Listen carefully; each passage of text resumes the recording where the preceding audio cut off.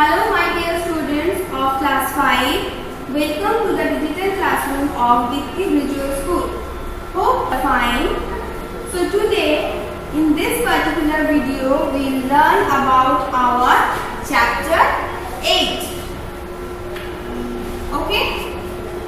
Chapter 8 of force and energy.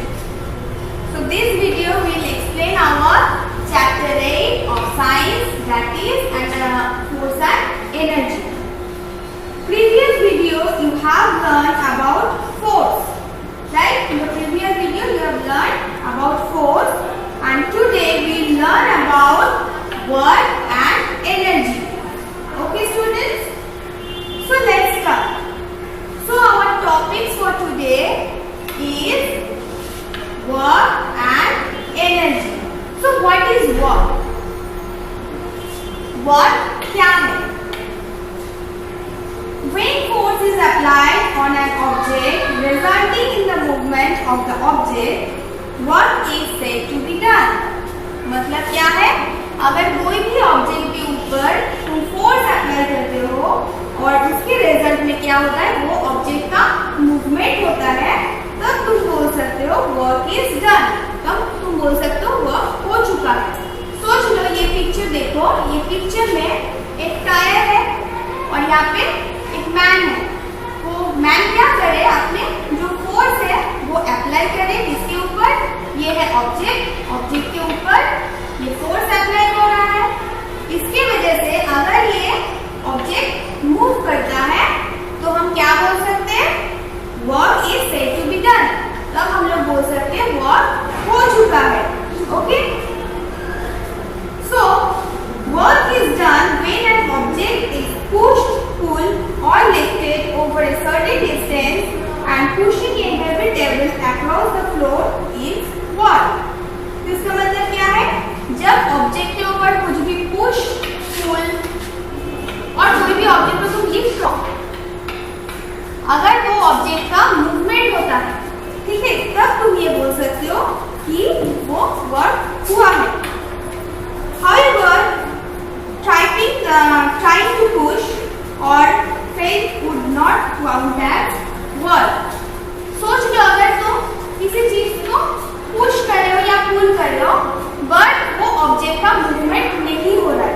सोच लो, अगर ये इंसान इसको पुश कर रहा है और ये ऑब्जेक्ट मूव नहीं हो रहा है, ठीक है, ये ऑब्जेक्ट अगर मूव नहीं होता है तब तुम नहीं बोल सकते हो कि ये इंसान कुछ काम किया है. ओके, तो तभी हम बोल सकते हैं वर्क हुआ है जब फोर्स अप्लाई करने के बाद कोई भी ऑब्जेक्ट का मूवमेंट होता है एक certain distance. So when work is said to be done to mean when force has been used to move an object over a distance. thus for work has been. Okay students? Okay, next is energy, and our next topic is energy. So what is energy and why do you need it? तो energy क्या है और हम लोगों को इसकी जरूरत क्यों है? The ability or capacity to work is called energy. कोई भी चीज को करने के लिए जो कैपेसिटी चाहिए वो चीज को हम बोल सकते हैं क्या, energy.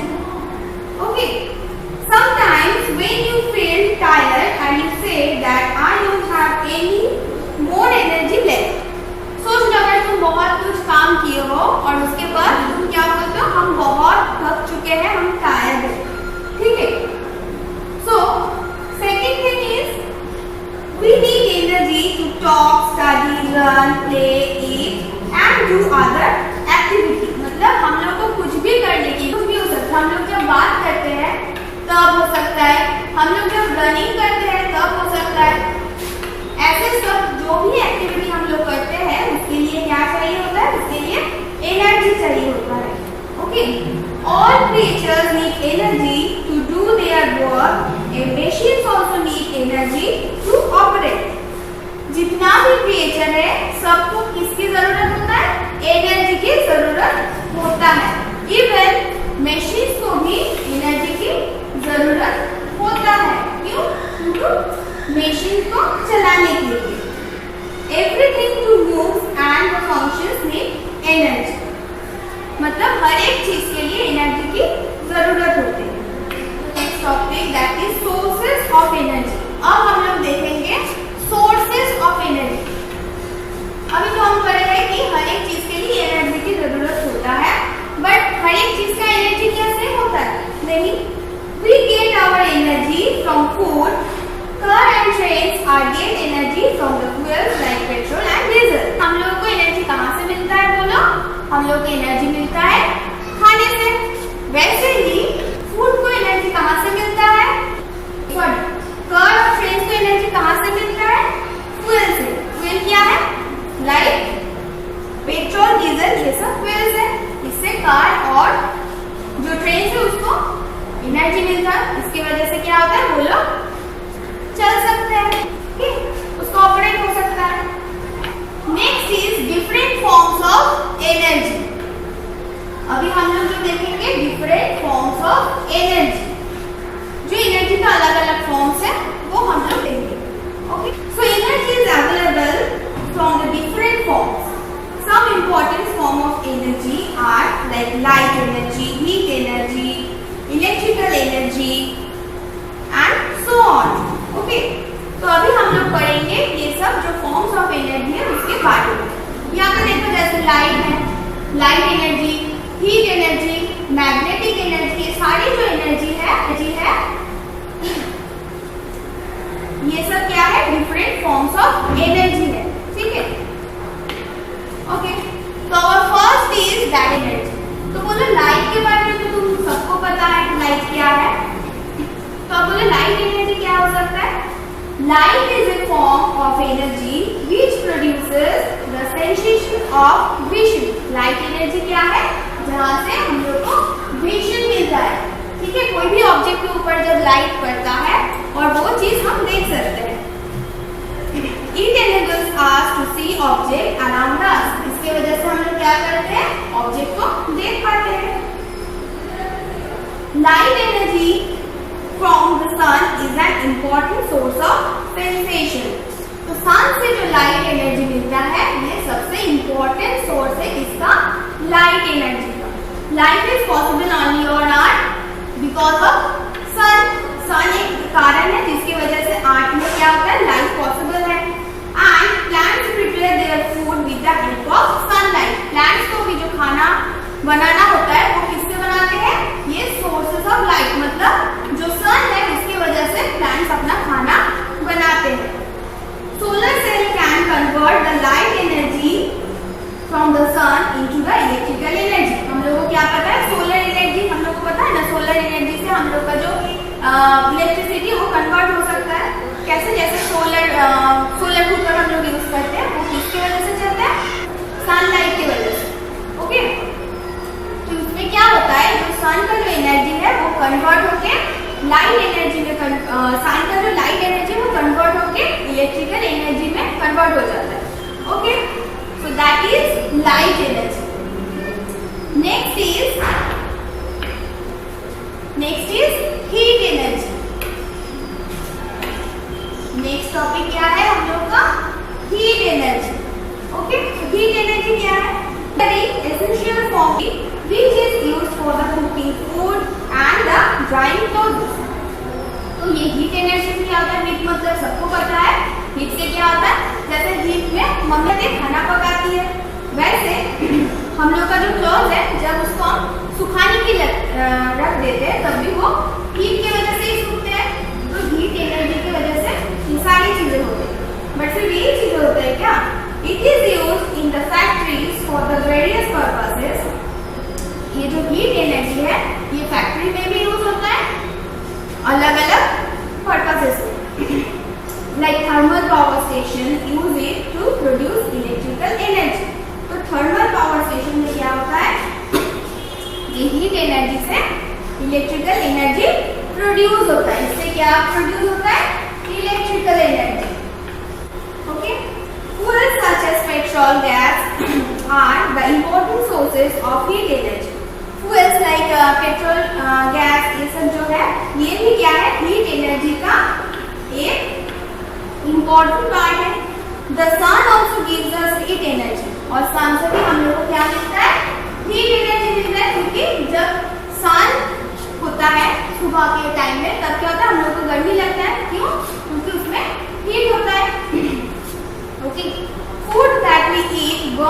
Inside our body and keeps warm. जो हम लोग खाना खाते हैं उसकी वजह से क्या होता है, हम लोग को बॉडी के अंदर वो चीज बर्न होता है, तो जो बॉडी है वो वार्म रहती है, मतलब गर्म रहते हैं। Okay, so this is our heat energy. Electrical energy next क्या है, इलेक्ट्रिकल एनर्जी। अब इलेक्ट्रिक के बारे में सबको पता है, इलेक्ट्रिक के बिना हम लोग नहीं रह सकते। जो फैन है, लाइट है, ये सब किसकी वजह से चलता है, इलेक्ट्रिक की वजह से चलता है। तो हम लोग बोलते हैं ना इलेक्ट्रिक चला गया, अगर फैन या बंद हो जाता है, पावर कट, ये सब क्या है, इलेक्ट्रिक। ठीक है, अब देखेंगे इलेक्ट्रिकल एनर्जी क्या। Nowadays this form of energy commonly used. हम सबको पता है इलेक्ट्रिसिटी के बिना हम लोग कितना बेचारा है, राइट।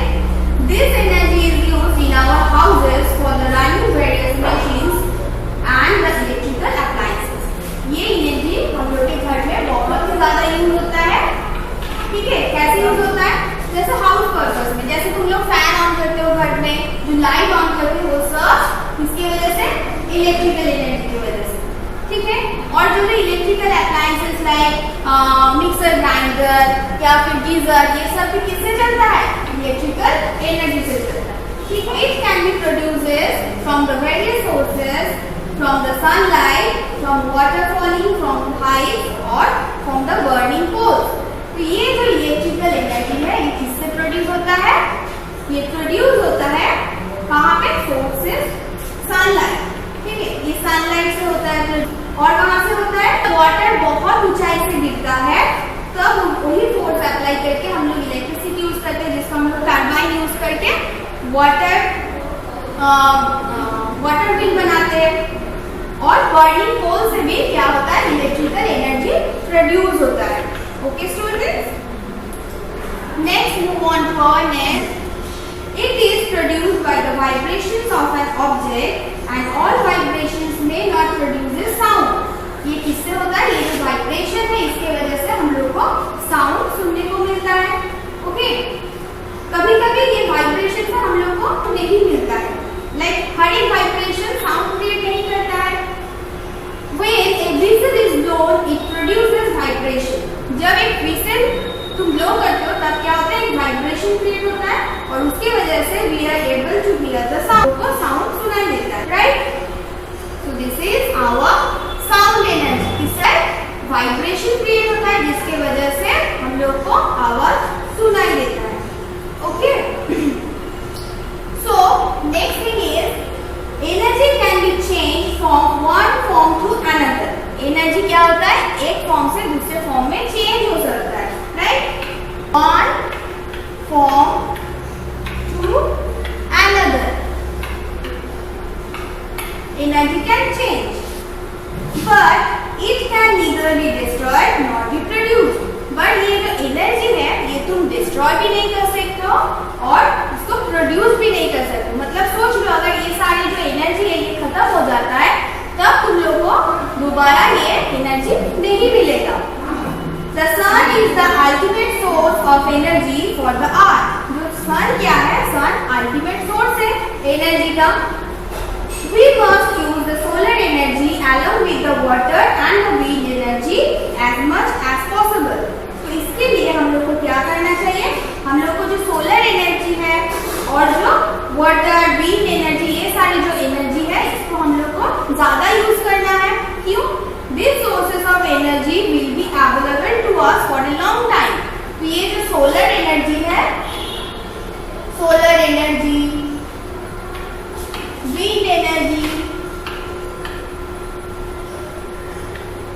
ओके, वाटर एनर्जी, ये सब हम लोग क्या कर सकते हैं, ज्यादा से ज्यादा यूज कर सकते हैं। ठीक है, क्योंकि ये हम लोग के लिए अवेलेबल है। Okay, but the petrol are not so easily available to everyone। but petrol जो है वो ज्यादा available नहीं है। they are also available in the limited quantity as well। क्योंकि हम सबको पता है ये जो पेट्रोल है ये एक लिमिटेड क्वांटिटी का है, मतलब एक दिन अगर ज्यादा यूज करेंगे तो एक ना एक दिन ये खत्म हो जाएगा। तो उसके लिए क्या होगा, हम लोग को ये जो एनर्जी है ये यूज करना ज्यादा जरूरी है क्योंकि ये अवेलेबल है।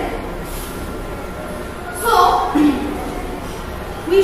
conserve our sources of energy for our future generation. तो इसके लिए हम लोग को कंजर्व करके रखना है क्या, जो एनर्जी है जैसे पेट्रोल फ्यूल ये सारी जो एनर्जी है इसको हम लोग को कंजर्व करके रखना है नेक्स्ट जनरेशन के लिए. Okay student, so this is it for today. Our explanation is completed. Hope you all understood. And the rest of the chapter will explain our next video. Okay. So first, all of you take out your copy. Okay. So first use heading that is worksheet A1, the top of your copy. Okay. On the top of your page, that is worksheet A1. Next is chapter 8. Okay.